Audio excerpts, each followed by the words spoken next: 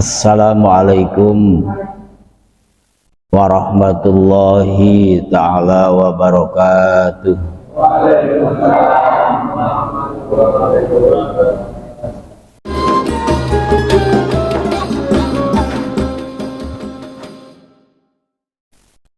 A'udzu billahi minasyaitonir rajim. Qad aflaha man zakkaha wa qad khaba man dassaha. Al-ayah sadaqallahul azim. Wa qala fi sahihain naha Rasulullah sallallahu alaihi wasallam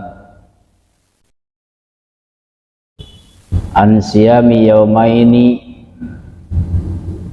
yaumil fitri wa yaumil adha.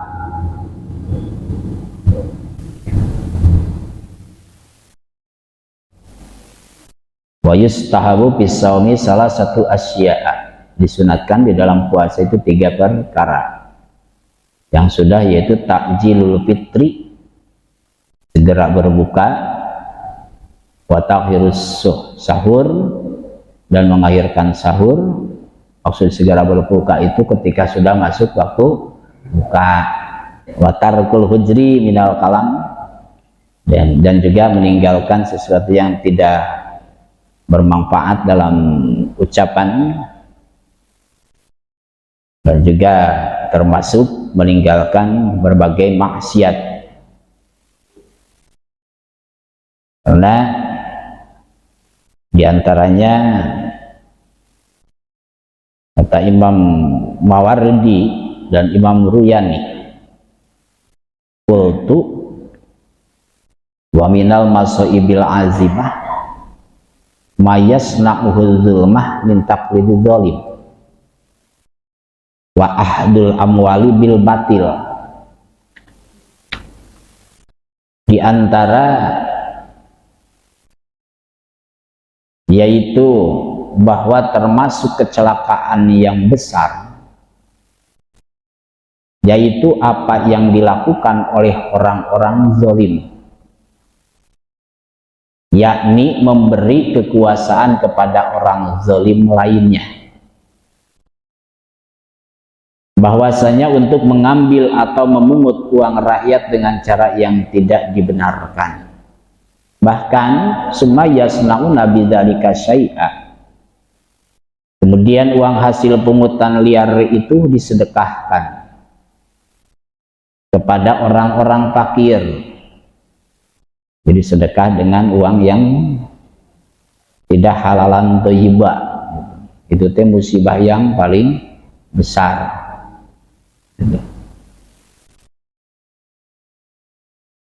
Minal at-imati yatasaddaqu nabi fayata'adda su'muhum ilal fuqara, yang akhirnya kejelekan orang-orang zalim itu menjalar sampai kepada orang-orang fakir, gitu. Padahal orang fakir miskin itu harus dirawat. Kenapa? Karena doanya mustajab, karena salah satu dari pilarnya dunia, gitu. Salah satu dari pilarnya dunia. Tidak akan ada sebutan orang kaya kalau tidak ada orang fakir. Dari Allah Subhanahu wa ta'ala adanya orang kaya itu untuk mengayomi orang fakir miskin. Adanya orang fakir miskin itu untuk supaya orang kaya bisa beribadah dengan hartanya. Nah itu. Maka pilar dunia itu kan ada 4. Kalau sedunia ya minimal sewilayah kita aja. Qawamud dunia bi arba'ati asya'a, tegaknya dunia itu dengan 4 perkara. 1, bi ilmil ulama, dengan ilmunya para ulama. Ulama yang amalun bi ilmihi, yang mengamalkan ilmunya. Yang kedua,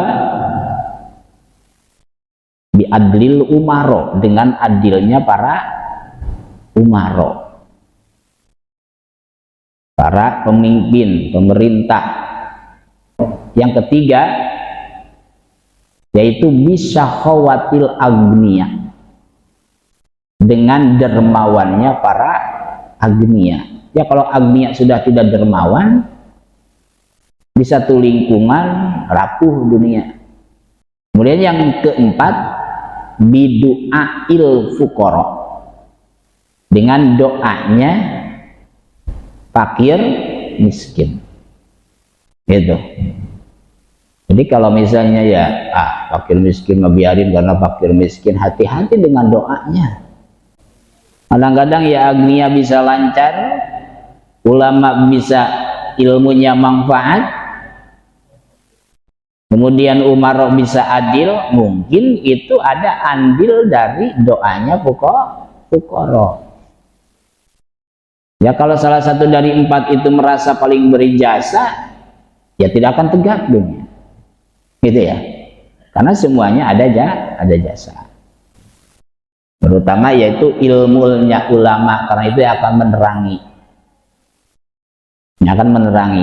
Tapi ulamanya ulama mana? Ulama yang amalun biilmihi, ulama yang punya ilmu, yang mengamalkan ilmunya. Karena ulama itu, karena di sini juga dijelaskan wa a'dhamu min dzalika musibah, dan yang lebih celaka lagi yaitu taraddudu fuqaha isu, mondar mandirnya para ulama ahli fikih yang dalam bahasa kasarnya yang bejat gitu, yang buruk kelakuannya, wasufiyatir rijsi, dan orang-orang yang mengaku tasawuf, mengaku ahli tasawuf,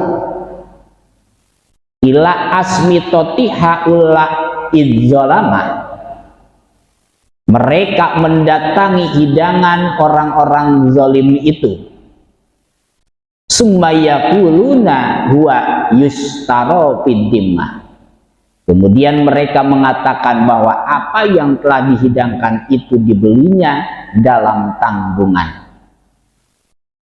Gitu. Dalam arti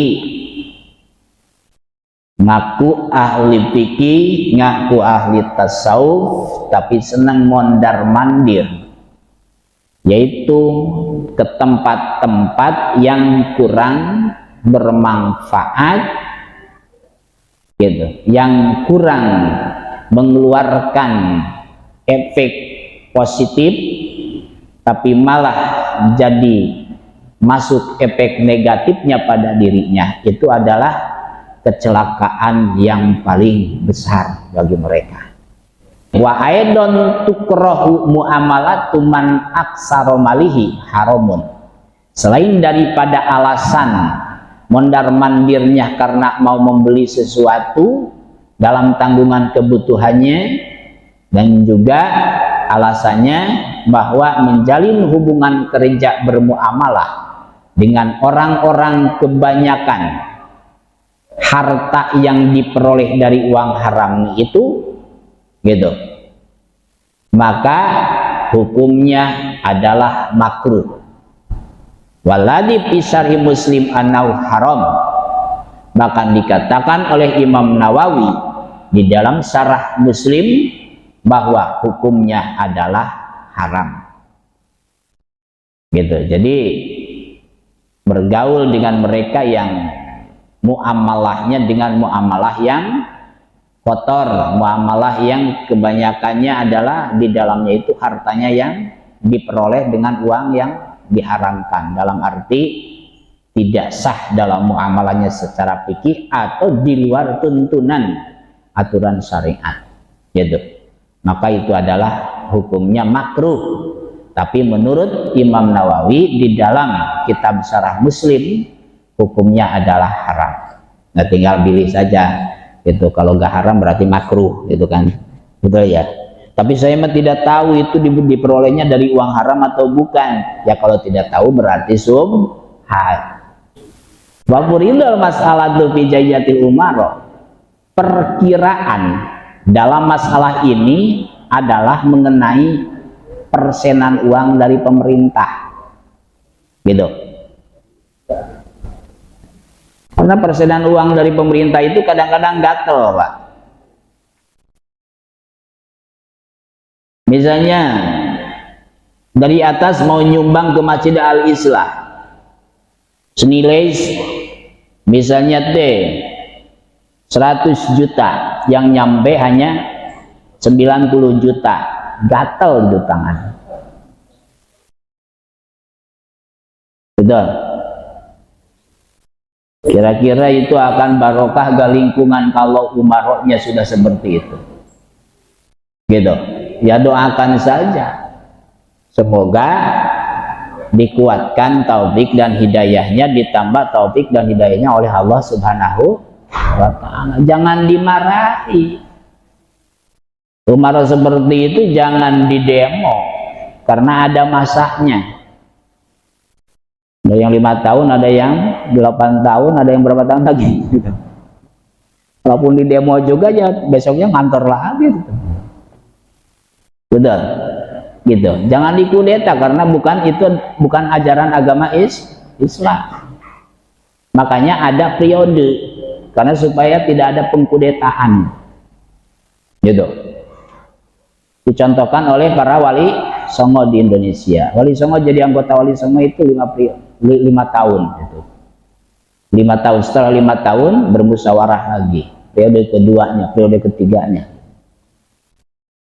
Karena bertugas untuk menyebarkan agama Islam, bukan bertugas untuk keuntungan dunia, gitu. Jadi di sini kata pengarang kitab Kifayatul Ahyar di sini wa furidul masalatu fi jaijatil umaro walau farqa fil makna, namun pada hakikatnya adalah sama saja. Jadi ngambil persentase, tapi pada hakikatnya ya sama saja. Kenapa umaro disebut seperti itu? Karena mereka itu menerima gaji, gaji. Ta'rifhu wala ya'lamu haula'il hamqa.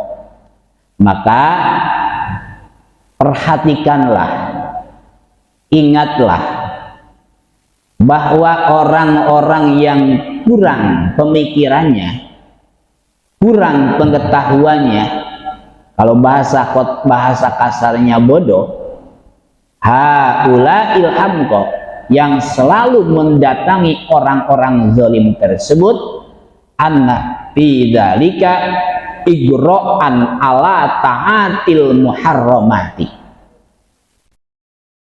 Ia tidak mau tahu bahwa apa yang telah ia perbuat sebenarnya mengandung arti bahwa telah memberi kuasa kepada orang lain untuk melakukan sesuatu yang diharamkan, gitu. Maka wayatadammanu majalisatal fasikoti, dan berarti juga ia duduk-duduk bersama orang fasik, wahia haramun alal wajhil mu'anasati bila hilafin, padahal itu hukumnya haram jika sampai merasa puas tanpa hilaf. Jadi duduk-duduk bersama orang fasik, bergaul dengan orang fasik hingga larut-larut malam, hingga menghabiskan waktu yang untuk melakukan aktivitas yang lebih bermanfaat, gitu, sampai puas, itu hukumnya adalah haram. Bahkan waqad ada hajamun minal ulama'i minal kabair, duduk-duduk bersama dengan orang fasik oleh para ulama dianggap sebagai dosa besar, gitu, apabila tidak ada yaitu sifatnya kepentingan untuk menghentikan kezalimannya. Ayo. Bahkan wa nasabaul qadiyan ilal muhaqqiqin wa hum ala irtikabi zalik la yanhaunahum an munkarin. Dan oleh Imam Al-Qadi Iyad, hal itu dinisbatkan kepada ulama ahli tahqiq. Orang-orang yang kurang berpengetahuan tersebut selain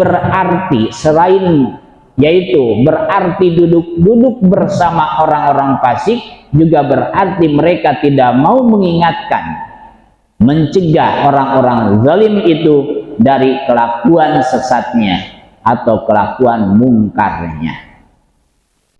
Maka wadzalika sababu irsalil masaibi alal umam, dan hal yang demikian ini menyebabkan Allah menurunkan bermacam-macam bala, bermacam-macam cobaan kepada seluruh umat. Bal sababu halakihim walaknihim ala lisanil anbiya, bahkan boleh jadi membawa kepada kerusakan pada umat, dan umat akan mendapat laknat melalui lisannya para nabi terdahulu. Na'udzubillah subhanahuzubillah. Maka waqad nassa ala dalikal Qur'anul azim walihada tatimmatul muhimmat fi kitabina qam'un nufus. Keterangan ini telah dinas di dalam Al-Qur'anul Karim. Bahkan masalah ini masih ada kelanjutannya yang sangat perlu sekali diketahui oleh semuanya.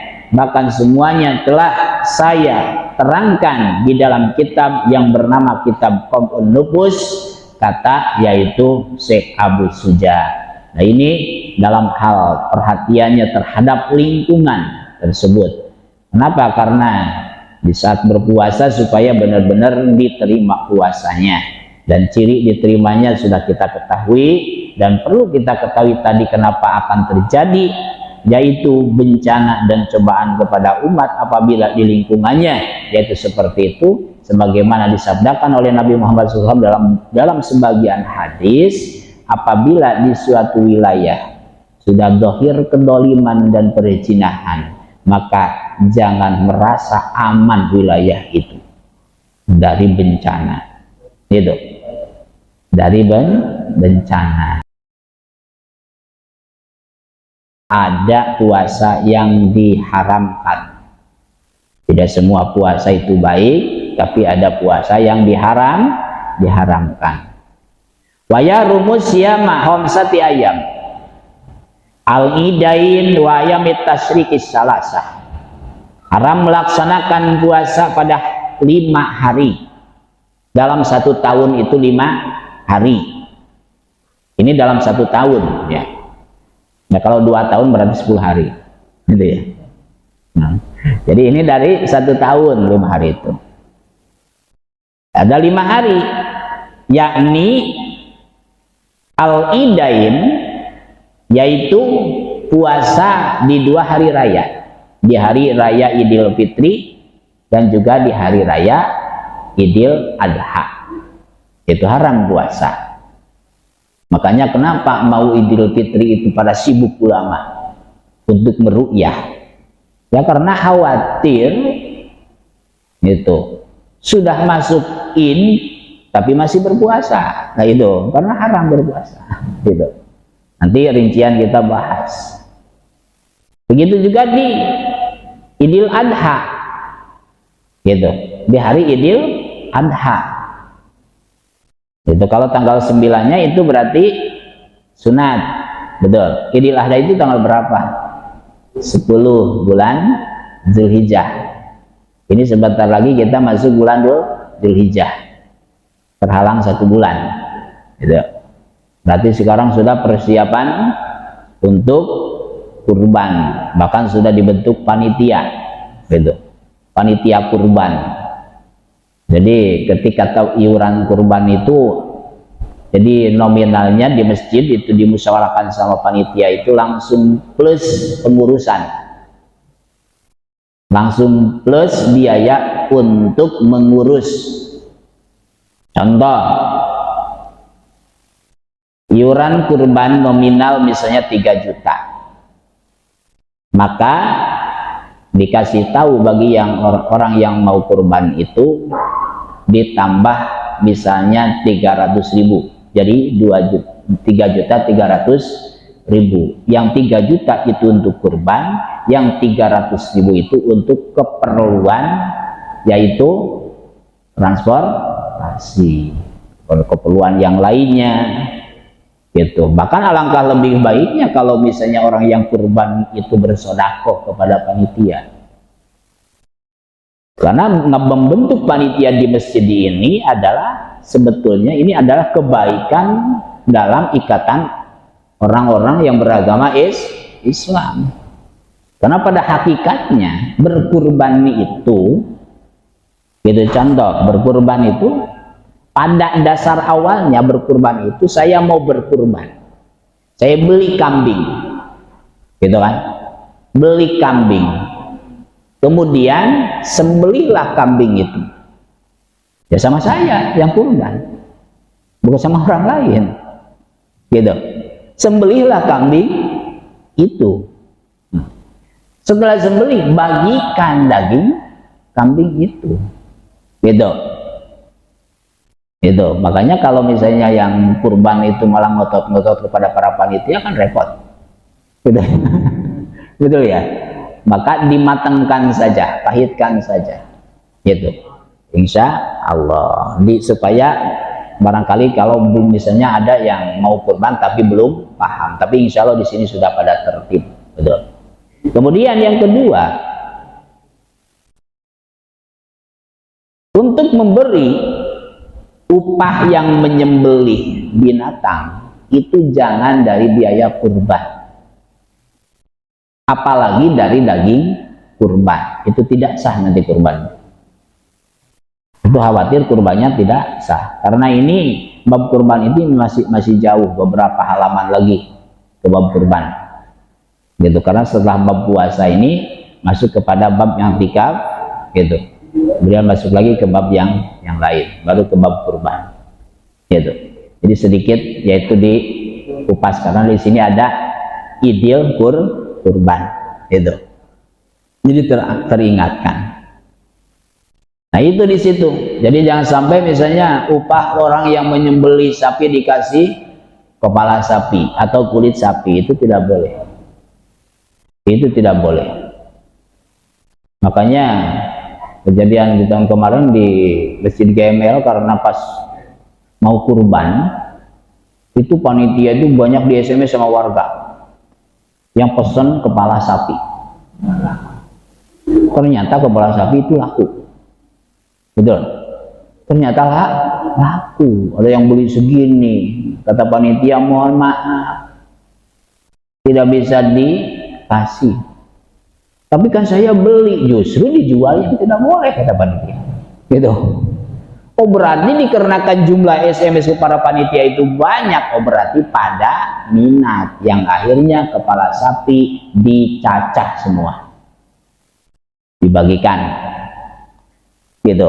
Jadi dicacah semua, kesepakatan panitianya, baru aman, tidak ada yang SMS lagi, gitu. Nah, itu. Bagaimana kulit? Kalau kulit dicacah, kira-kira mau masaknya enggak? Kenal kulit kambing gitu, kulit sapi juga kadang-kadang pada males masaknya, betul ya Mbak ya? Gimana siasatnya? Kulit kambing atau kulit sapi, maka sebelum berkurban itu kan biasanya di sini juga kan sama ya, mungkin biasa orang yang kurban itu biasanya dikumpulkan dulu ya, gitu ya. Jadi ketua panitia kurban itu ngomong kepada orang-orang yang anggota yang kurban, atau misalnya kalau yang tidak hadir yaitu dengan lewat SMS saja boleh itu, tapi tetap harus mengadakan kumpulan. Bagaimana ini tentang kulitnya? Apakah ini mau dibagikan kepada panitia atau diratakan kepada semua warga gitu? Ataupun misalnya tidak izin juga tidak masalah, karena sudah membasrahkan kepada panitia. Kalau misalnya yang kurban sudah toh memasrahkan kepada panitia, jadi panitia kulit itu bagikan dulu kepada sejumlah panitia. Berarti kalau sudah dibagi rata kepada semua panitia itu kulit, gitu, berarti sudah hak milik panitia.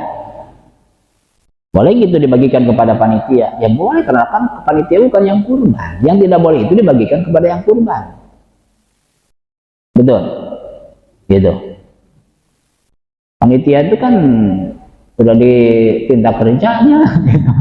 Tapi jangan seolah-olah itu upah untuk panitia gitu, hanya disodakokan kepada panitia. Karena status daging kurban itu kalau dibagikan kepada fakir miskin nilainya sodako, kalau daging kurban dibagikan kepada orang kaya nilainya hadiah. Nah itu nilainya, berbeda nilai saja, kurbannya tetap sah gitu, kecuali kalau menyembelihnya 2 kali karena tumpul gitu kan, itu tidak sah kurbannya gitu. Nah itu, jadi misalnya kulit itu sudah dibagikan, disodakokan kepada panitia. Di sini biasanya panitianya ada berapa ratus orang ya gitu. Misalnya ada 50 orang, misalnya 40 orang, bagikan aja ke situ. Nah setelah dibagikan baru panitia nanti yaitu bermusyawarah, atau dari sebelumnya dimusyawarahkannya supaya misalnya tidak cekcok gitu kan. Nanti sama panitia, saya mah ini gimana nih, nanti kita kumpulkan aja lagi gitu, dikumpulkan aja lagi itu kulit. Setelah dikumpulkan karena sudah milik panitia. Setelah kalau sudah jadi milik panitia terus itu kulit dijual, sah apa tidak? Sah. Baru jual, uangnya bagikan lagi ke panitia gitu. Tapi kata panitia deh, oh saya mah udahlah disodakokan aja ke masjid gitu. Misalnya sepakat semua kita sodakokan saja, berarti pahala sodakonya itu untuk para panitia. Jelas kiranya tak? Itu walaupun ini tentang haram puasa ini masih panjang gitu kan, karena keserempet sedikit gitu. Nah ini lanjut ya, itu masih sedikit iklan tentang bulan haji. Al-idain wa ayamit tasrik, haram berpuasa pada hari tasrik. Asalah satu yang 3, yaitu 3 hari setelah lebaran, itu disebut ayam tasrik itu. Tapi bagaimana kalau seperti tahun kemarin? Tahun kemarin kan rada agak sedikit ramai ya Pak. Kita masih puasa Arafah, betul? Di Arab sudah Idul Adha. Haramkah puasa kita di sini? Tidak. Tidak haram. Kenapa? Karena perbedaan pergiliran matahari, maka perbedaan waktu. Karena meyakinnya tanggal 9 haji itu hari itu tidak berpacu kepada yang jemaah haji. Gitu. Tidak terpacu kepada jemaah haji. Kalau kesepakatan se-Indonesia bahwa tanggal 9 haji itu hari itu, berarti puasa Arafahnya hari itu. Walaupun di Mekah sudah melaksanakan wukuf, sudah selesai wukuf di Arafah, gitu. Karena puasa Arafah itu bagi orang yang tidak wukuf di Arafah. Jelas itu, supaya ikut dapat pahala wukuf di Arafah. Nah itu. Jadi tidak ada kaitannya dengan orang yang sedang wukuf, gitu. Karena puasa Arafah itu bagi orang yang tidak wukuf di Arafah. Yang wukuf di Arafah puasa enggak? Nah, enggak. Ngapain puasa sekarang melaksanakan wukuf? Nah, jadi yang di luar wukuf itu adalah pengganti wukufnya dengan puasa. Nah itu. Nah kalau setelah lebaran tanggal 10-nya haram puasa. 11, 12 dan 13 itu ayam tasyrik. Kenapa ada ayam tasyrik? Gitu. Ada 3 hari setelah lebaran karena mungkin nanti yang kurbannya meludak. Jadi tidak kesembelih hari itu. Di sini di Al-Islah kabarnya ada 100 sapi misalnya, itu ya. Kalau disembeli hari itu kecapean gitu. Saya nanya ke Pak Haji Zub juga, itu kekuatan tenaga menyembeli berapa sapi gitu kan. Kalau 5 sapi gitu udah jago kan. 5 kepala gitu disembeli, kepala sapi udah jago gitu kan. Betul ya. 100 sapi hari itu harus selesai, gak akan. Besok aja, daripada repot-repot ngurus daging tengah malam. Diperkirakan saja yang bisa diurus sampai sore. Gitu. Kalau kebanyakan binatang kurbannya, hari esok yaitu sembelih lagi. Makanya ada 3 hari gitu. Di tanggal 12 masih bisa gitu. Tanggal 13 ayam dasek masih bisa. Nah itu untuk berkurban. Misalnya ada kurban susulan gitu. Jadi panitia kurban itu tanggal 11 itu jangan dulu bubar. Nanti setelah tanggal 13 setelah ayam tasrik baru pembubaran panitia ya. Itu. Nah, ini karena di ayam tasrik haram berpuasa. La yasu saumi idul fitri wal adha bil ijma. Tidak sah berpuasa yaitu pada hari fitri dan adha dengan ijma para ulama. Wa yahrumu alaihi zalik wa huwa asimun. Dan juga diharamkan pula berpuasa pada 2 hari tersebut bagi yang berpuasa akan mendapat dosa. Karena dilihat dari kenyataan ibadahnya itu adalah maksiat. Ini kalau berpuasanya dengan definisi puasa secara yaitu syariat agama Islam. Ya kalau puasanya tidak secara syariat agama Islam, yaitu mah sudah jelas, yaitu puasanya haram seperti puasa mati geni.